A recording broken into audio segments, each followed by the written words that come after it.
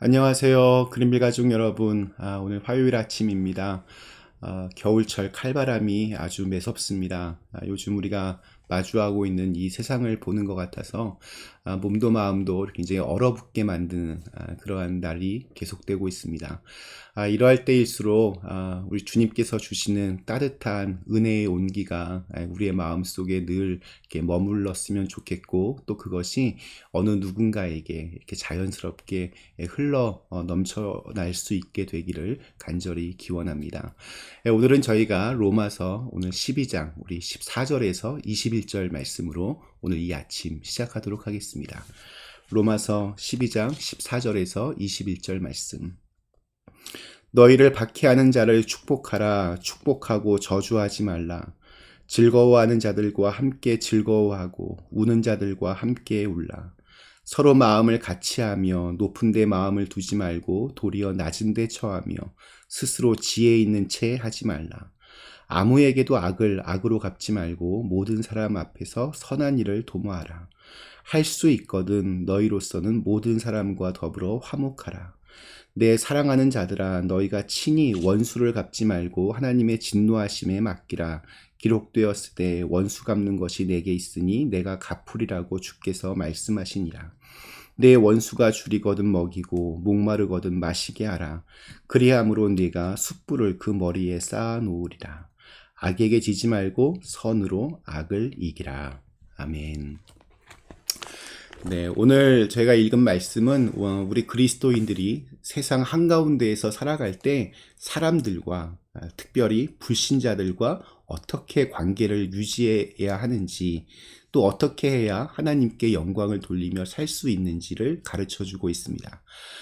두 가지의 삶의 원리가 있습니다. 첫 번째 원리는 모든 사람들과 화목하라는 것입니다.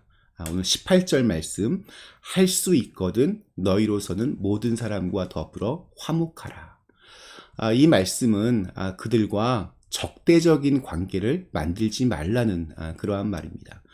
근데 여기에 보면 처음에 할 수 있거든 이라는 단서가 붙어 있습니다. 그러니까 아무리 우리가 모든 사람들과 좋게 지내려고 해도 뜻대로 안 되는 경우가 분명히 있다는 말씀입니다. 주님께서도 그것을 인정하셨습니다. 그러나 그러한 어려움이 있다고 해도 가능한, 할 수 있는 대로 믿지 않는 다른 사람들과도 좋은 관계를 우리가 유지하며 살아야 합니다. 두 번째 원리는 마지막 21절에 나옵니다. 악에게 지지 말고 선으로 악을 이기라. 이 말씀은 세상 사람들과 똑같이 그렇게 악해지지 말라는 그런 말씀입니다. 상대방이 악하게 대한다고 똑같이 악하게 해서는 안 된다는 그러한 말씀입니다. 상대방이 악하다고 해서 누군 뭐 성격이 없나? 똑같이 그렇게 독하고 악랄하게 나가면 주님을 모르는 세상 사람들과 다를 바가 없기 때문입니다. 할 수 있는 대로 모든 사람들과 화목해야 하고, 그리고 상대방이 아무리 이렇게 악하게 대한다 할지라도 선한 마음으로 그 악한 기운을 이겨낼 수 있어야 됩니다. 물론 이건 뭐 말처럼 쉽지가 않습니다. 그래서 날마다 주님의 도움을 구하며, 내게도 악한 마음이 튀어나올 때가 있지만 그것을 잘 다스리면서 예수 믿는 사람으로서 좀 다른 말과 행동을 할 수 있도록 우리가 노력해야 합니다. 오늘 말씀을 중심으로 구체적인 네 가지의 행동 지침이 나옵니다. 첫 번째, 축복하는 이웃이 되라는 말씀입니다. 우리 14절, 너희를 박해하는 자를 축복하라. 축복하고 저주하지 말라. 특별히 우리 한국 사람들, 한민족에 대해 말할 때 한이 많은 민족이라고 그렇게 말합니다. 그만큼 정말 많이 당하고 살았기 때문입니다. 우리 대표적인 민요 가운데 아리랑이 있는데, 우리 한국 사람들의 그 정서가 잘 배어 있습니다. 그 가사가 이렇습니다. 아리랑 아리랑 아라리요. 아리랑 고개를 넘어간다. 그 다음이 중요한데, 나를 버리고 가시는 님은 십리도 못 가서 발병 난다. 님이 나를 버리고 가는데 갈 테면 가봐라. 그러나 가긴 가되 가다가 10리도 못 가서 발병이 나서 넘어져 버려라. 그러한 말입니다. 그러니까 일종의 약간 저주가 담겨져 있습니다. 나를 버리고 가는데 어디 잘 되나 두고 보자, 이런 심리가 이 안에 깔려 있습니다. 이런 한과 복수의 마음이 우리들의 DNA 속에 분명히 다 있습니다. 그런데 성경은 다르게 말합니다. 너희를 박해하는 자를 축복하라 라고 말합니다. 어떻게 박해하는 자를 축복할 수 있겠습니까? 우리 베드로전서 3장 9절에 이런 말씀이 있습니다. 악을 악으로, 욕을 욕으로 갚지 말고 도리어 복을 빌라. 이를 위하여 너희가 부르심을 받았으니 이는 복을 이어받게 하려 하심이라. 그러니까 하나님께서 우리를 부르신 이유는 박해하는 자에게 욕을 하거나 저주하는 것이 아니라 도리어 축복하면서 하나님의 축복이 그들에게 흘러가게 하기 위해서라는 겁니다. 우리는 축복하는 사람들입니다. 하늘의 축복을 선포하는 그러한 사람들입니다. 그리스도인들이 이 세상을 살아가면서 지켜야 될 두 번째 행동 지침은 마음을 함께 나누어 줄 수 있는 이웃이 되라는 겁니다.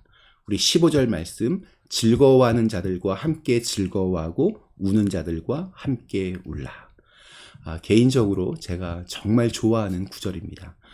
누군가 저에게 목회가 무엇이냐라고 물어보면 제 대답이 이렇습니다. 즐거워하는 자들과 함께 즐거워하고 우는 자들과 함께 우는 것이 목회이고 또한 이것이 사람의 기본이라고 생각합니다. 그런데 이것도 사실 쉽지 않습니다. 오죽하면 우리나라 속담에도 사촌이 땅을 사면 배가 아프다 이렇게 말하겠습니까? 우리 인류 최초의 살인사건은 형제가 같이 예배를 드리다가 일어났습니다. 동생 아벨이 드린 제사는 하나님이 받으시고 형 가인이 드린 제사는 하나님이 받으시지 않았습니다. 그러자 형 가인이 마음에 분노가 가득 찼습니다. 동생이 하나님의 사랑을 받는 것을 보고는 참을 수가 없었습니다. 그래서 들에서 동생을 죽였습니다. 동생이 하나님의 사랑을 받았으면, 그것을 진심으로 기뻐해 줄 수 있었으면 아마 그런 비극적인 일은 일어나지 않았을 겁니다. 즐거워하는 자들과 함께 진심으로 즐거워해 줄 수 있고 또 우는 자들과 함께 진심으로 울어줄 수 있는 사람, 저는 이것이 전도의 기본이라고 생각합니다. 이렇게 마음을 함께 나눌 수 있는 기쁨도 또 슬픔도 함께 나눌 수 있는 넉넉하고 큰 마음을 위해서 우리가 늘 기도했으면 좋겠습니다. 세 번째 행동 지침은 겸손한 이웃이 되는 겁니다. 우리 16절 말씀, 서로 마음을 같이 하며 높은 데 마음을 두지 말고 도리어 낮은 데 처하며 스스로 지혜 있는 채 하지 말라. 사람들과 대화할 때 가장 지겹고 또 듣기 싫은 이야기가 뭘까요? 그 옆에 있는 사람이 잘난 척하면서 온갖 자랑거리를 늘여놓을 때입니다. 반대로 내가 무슨 이야기를 할 때 가장 신이 날까요? 안 그런 척, 고상한 척 말하지만 사실 자기 자랑할 때입니다. 자식 자랑하는 거 최고로 신납니다. 그러나 마찬가지로 그 이야기를 듣고 있는 사람들은 앞에서는 고개를 끄덕이며 웃고 있지만 속으로는 그래, 너 잘났다 이렇게 비웃을 때가 많이 있습니다. 교만하고 잘난 척하는 사람 주위에는 사람들이 별로 없습니다. 그러나 겸손한 이웃은 인기가 많습니다. 사람들이 찾습니다. 같이 있고 싶어야 합니다. 그래서 전도가 되는 것입니다. 마지막 네 번째 행동 지침은 복수는 나의 것이 아니라 하나님의 것이다, 그렇게 여기고 기도하는 것입니다.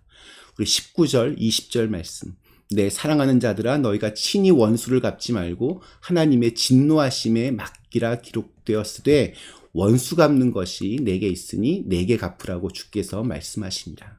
내 원수가 줄이거든 먹이고 목마르거든 마시게 하라. 그리함으로 내가 숯불을 그 머리에 쌓아 놓으리라. 이 고대 근동 사회에서는 자신의 행동에 대해서 굉장한 부끄러움을 느끼거나 진심으로 회개했다는 것을 여러 사람 앞에서 이렇게 표시할 때 머리에 숯불을 올려놓았다고 합니다. 숯불이 머리에 있으면 누구라도 견디다 못해서 항복하며 고개를 숙일 수밖에 없습니다. 즉, 나를 괴롭히고 힘들게 하는 원수가 어려울 때 도움을 베풀면 결국 그 원수도 자신의 행동에 부끄러움을 느끼고 회개하게 될 수 있다는 것입니다. 옛날 로마 제국에서 얼마나 많은 기독교인들을 핍박하며 또 죽였습니까? 원형극장에 기독교인들을 몰아놓고 굶주린 사자들을 풀어서 비참하게 죽게 만들었습니다. 그런데 그때 그 초기 그리스도인들은 자신을 죽게 만든 사람들을 저주하지 않았습니다. 오히려 하나님을 찬양하며 자신들을 핍박하는 사람들을 위해서 기도했습니다. 이러한 모습들을 보면서 그 원형 경기장에 있던 로마의 사람들은 1명, 2명, 3명 점점 자신들의 행동에 부끄러움을 느끼며 마침내 회개하고 그렇게 기독교인들이 되어갔습니다. 우리는 예수님 때문에 세상 사람들과 다르게 살기로 결심한 사람들입니다. 오늘 우리에게 주신 하루, 주님께서 우리의 마음을 다스려 주시기를 겸손히 구하며 악에게 지지 말고 선으로 악을 이겨낸 그런 영적 승리의 소식이 우리의 삶 가운데 울려 퍼질 수 있게 되기를 주님의 이름으로 간절히 기도합니다. 잠시 함께 기도하시겠습니다.